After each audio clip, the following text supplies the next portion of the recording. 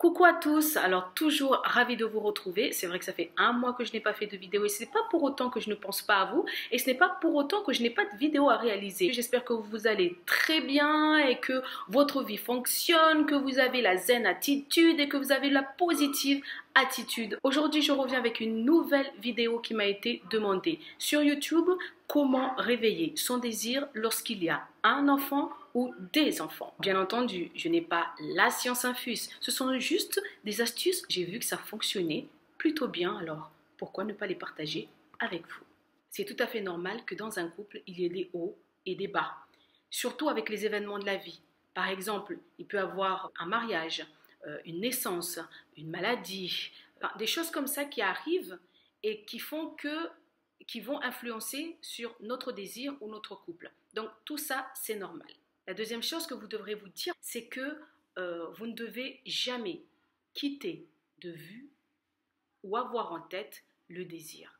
C'est ce qui tient le couple, le désir. Quand il n'y a pas de désir, malheureusement, le couple bat très vite de l'aile. La première chose que je vous dirais, c'est la communication. Pour moi, il est très important de discuter avec son conjoint, de lui expliquer mot par mot cette phase dans laquelle vous êtes passé, cette étape très difficile que vous êtes passé, mot pour mot, que c'était très difficile pour vous de porter l'enfant avec des hauts et des bas, que c'était très difficile pour vous de le mettre au monde, cet enfant, et que après cet accouchement, après ces douleurs qui restent, on n'a plus cette envie. Pour nous, c'est très difficile d'aller vers lui et de lui dire voilà, j'ai envie de toi. On est fatigué parce que toute cette force qu'on a en nous part, et c'est vrai qu'on a envie de repos. Donc il faut lui dire j'ai eu une césarienne, j'ai eu une épisio. Donc pour remarcher, il va falloir un petit peu de temps. En même temps, il ne faut pas trop s'éterniser, mais il faut un peu de temps. C'est important de lui dire parce que vous avez besoin de son aide, qu'il ravive petit à petit, qu'il vous ramène à la vie. C'est un petit peu ça parce qu'on est complètement perdu, qui vous ramène un petit peu à la vie, qui vous donne le goût du plaisir, du désir, de l'amour et tout ça.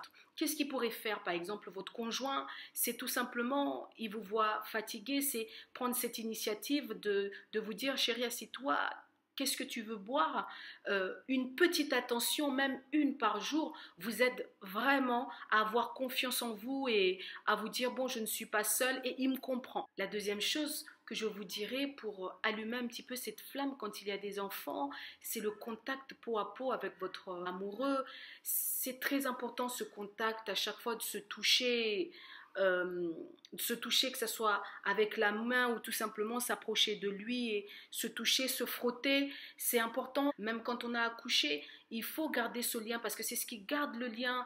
Imaginez-vous quand on vous tient comme ça, vous êtes obligé de vous retourner, de regarder. Alors imaginez, vous faites une semaine, vous ne touchez pas la main, vous ne caressez pas votre homme, ou, il manque de piment.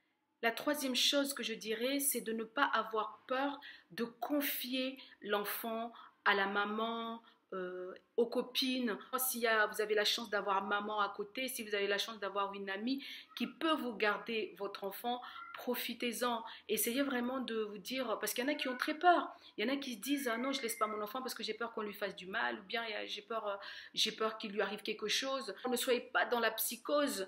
Laissez votre enfant, déjà vous, ça vous libère et c'est un moment où vous allez vous retrouver avec votre conjoint qui sont importants, mais qui sont même très importants. La quatrième chose que je vous dirais, c'est de nourrir votre imagination parce que l'amour est là, l'amour est présent en votre homme, l'amour est présent entre vous. Il faut juste l'allumer, il faut aller juste chercher, il faut gratter. Qu'est-ce que je vais lui proposer ce soir? Qu'est-ce que je peux proposer de la semaine? N'hésitez pas les promenades, n'hésitez pas les restaurants, n'hésitez pas à regarder les bons plans qu'il y a à l'extérieur pour juste passer 1 heure ou 2 heures de temps ensemble. Et enfin, ce que je vous dirais, c'est de ne pas hésiter à être coquine, à faire des allusions pour lui plaire. Voilà, tiens, je vais m'acheter un petit rouge à lèvres coquin.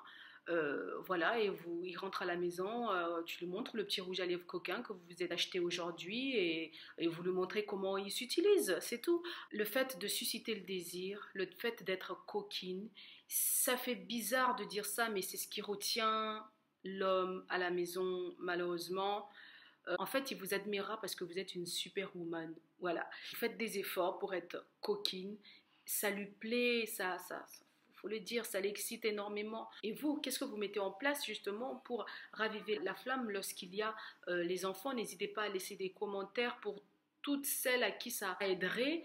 Essayez de partager avec nous aussi pour nous aider à évoluer notre manière de voir les choses. Moi, je vous embrasse et je vous retrouve très bientôt pour une autre vidéo sur ma chaîne. J'espère que celle-là vous aidera. En tout cas, c'est ce que j'ai mis en place et j'essaie, c'est vrai, d'être une superwoman. J'ai pris l'habitude et je m'éclate comme ça. Je vous embrasse, mes chers loulous, et je vous retrouve très bientôt pour une autre vidéo, toujours sur ma chaîne. Ciao!